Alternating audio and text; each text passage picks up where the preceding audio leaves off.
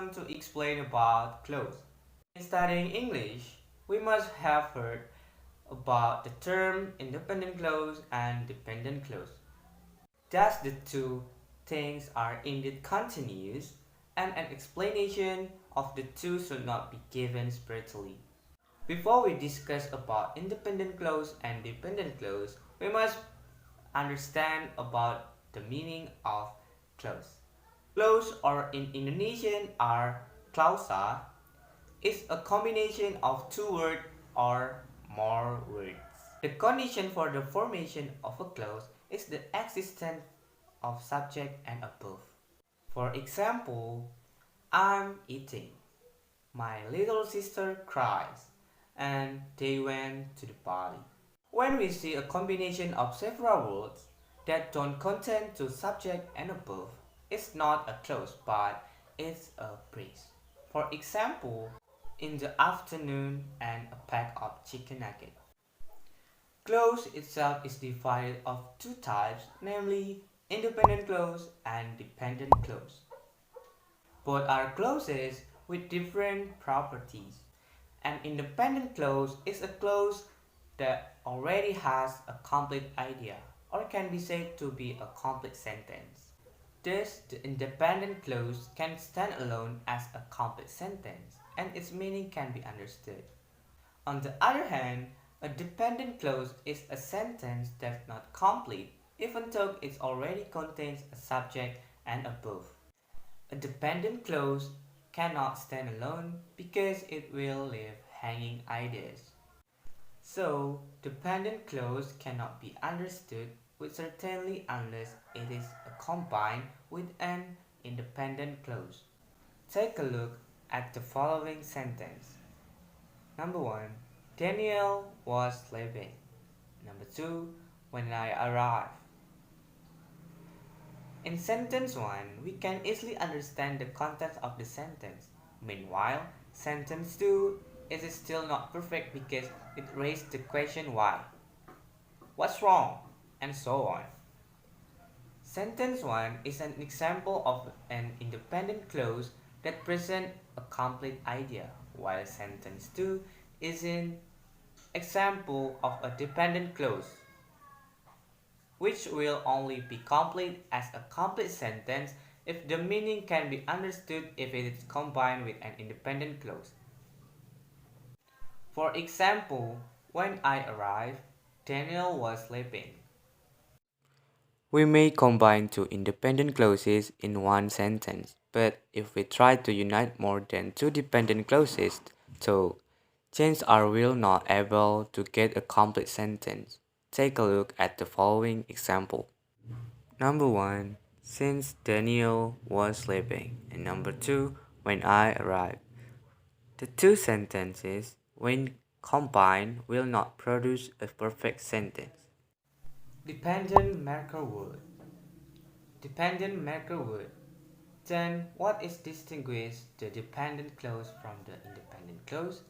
When examined, we will see that often the dependent clause must have elements that make it hanging clause.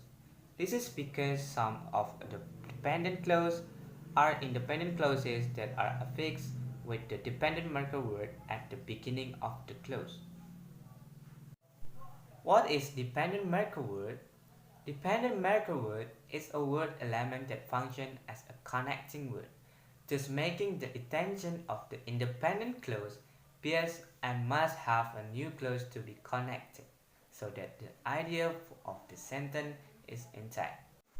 In addition, there is also what is called an independent marker word, aka which marks that a clause is an independent clause. This will make it easier for us to recognize whether a clause is an independent clause or not. Now we want to talk about independent clause. An independent clause or main clause is a clause that can stand by itself as a simple sentence. An independent clause contains a subject and a predicate and makes sense by itself. Independent clauses can be joined by using a semicolon or by using a comma followed by a coordinating conjunction and, but, for, or, nor, so, yet, etc. For example, single independent clauses. I have enough money to buy an ice cream cone. Number 2, my favorite flavor is chocolate. Number 3 is let's go to the shop. Multiple independent clauses. Number 1, I have enough money to buy an ice cream cone. My favorite flavor is chocolate. Number 2, I have enough money to buy an ice cream cone. So let's go to the shop. Now I want to explain about dependent clause. A subordinate clause, dependent clause, or embedded clause is a clause that is embedded within a complex sentence. For instance, in the English sentence, I know that Beth is a dolphin. The clause that Beth is a dolphin occurs as the complement of the verb know rather than as a freestanding sentence. Subtypes of dependent clauses include content clauses, relative clauses, and adverbial clauses. Now we go to content clause. A content clause, also known as noun clause, provides content implied or commented upon by its main clause. It can be subject, predicate nominative, direct object, appositive, indirect object, or object of the preposition. Some of the English words that introduce content clauses are that who or informal whom, wherever, informal whomever, whether, why, what, how, when, and where. Notice that some of these words also introduce relative and adverbial clauses. A clause is a content clause if a pronoun or he, she, it, or they could be substituted for it. Here is some examples. Number 1, I know who said that, or I know them. The dependent clause serves as the object of the main clause verb know. Number 2, whoever made the assertion is wrong or they are wrong. The dependent clauses serves as the subject of the main clause. In English, in some instances, the subordinator that can be omitted. Example 1, I know that he is here. I know he is here. Example 2, I think that is pretty, or less common. I think it is pretty, or more common. Now we go to relative or adjectival clause. In Indo-European language, a relative clause, also called an adjectival clause or an adjective clause, meets three requirements. Number 1, like all dependent clauses, it contains a verb and also a subject unless it is non-finite clause. However, in a broad-drop language, the subject may be a zero pronoun. The pronoun may not be explicitly included because its identity is conveyed by a verbal inflection. Number 2, it begins with a relative adverb when, where, how, or why in English, or a relative pronoun who, whom, whose, that, what, or which in English. However, the English relative pronoun other than what may be omitted and only employed if it plays the role of the object of the verb or object of a preposition in a restrictive clause. For example, he is the boy I saw in equivalent to he is the boy whom I saw, and I saw the boy you are talking about is equivalent to the more formal I saw the boy about whom you are talking. Number 3. The relative clause functions as an adjective, answering questions such as what kind, how many, or which one. The adjective clause in English will follow one of these patterns. Number 1. Relative pronouns are functioning as object of verb plus subject plus verb. This is the ball that I was bouncing. Number 2. Relative pronoun are functioning as object of verb, omitted but implied plus subject plus verb. This is the ball I was bouncing. Number 3. Relative adverb plus subject plus verb or possibly plus object of verb. That is the house where I grew up. That is the house where I met her. Number 4. Relative pronoun functioning as subject plus verb, possibly plus object of verb.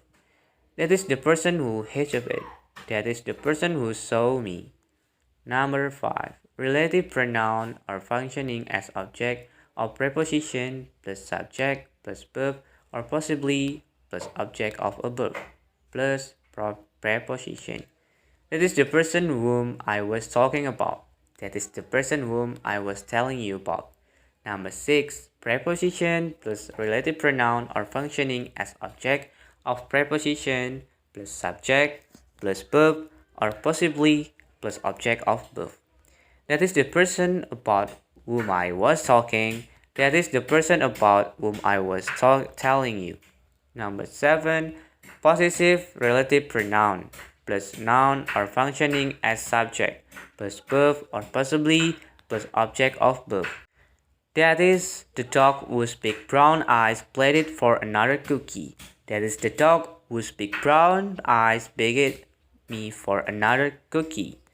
And the last one is possessive relative pronoun plus noun are functioning as object of verb plus subject plus verb. That is the person whose car I saw. Punctuation. English punctuation. The punctuation of an adjective clause depends on whether it is essential or less restrictive or non-essential and use commas accordingly. Essential clauses are not set off with commas. Non-essential clauses are an adjective clauses is essential if the information it contains is necessary to the meaning of the sentence. For example, the vegetables that people often leave uneaten are usually the most nutritious. The word vegetable is non-specific. Accordingly, for the reader to know which are being mentioned, one must have the information provided in the adjective clause or in italic, because in order to stick the meaning of vegetable, the adjective clause is called a restrictive, essential to the meaning of the main clause and use no commas, or and so experience a pause when spoken. However, if the additional information does not help to identify more narrowly the identity of the noun as the term but rather simply provides further information about it, the adjective clause is non-restrictive and so requires commas or a spoken pause to separate it from the rest of the sentence. For example, broccoli, which people often leave uneaten, is very nutritious. Depending on context, a particular noun could be modified by either a restrictive or non-restrictive adjective clause. For example, while broccoli is modified non-restrictively in the preceding sentence, it is modified restrictively in the following. The broccoli which or that people leave uneaten is often nutritious. The last one is adverbial clause. He saw Mary when he was in New York, and they studied hard because they had a test. Both contain adverbial clauses.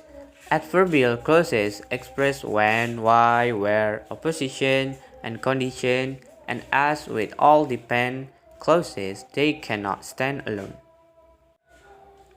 For example, when he was in New York, it's not a complete sentence. It needs to be completed by an independent clause, as in, he went to the Guggenheim Museum when he was in New York, or equivalently, when he was in New York, he went to the Guggenheim Museum.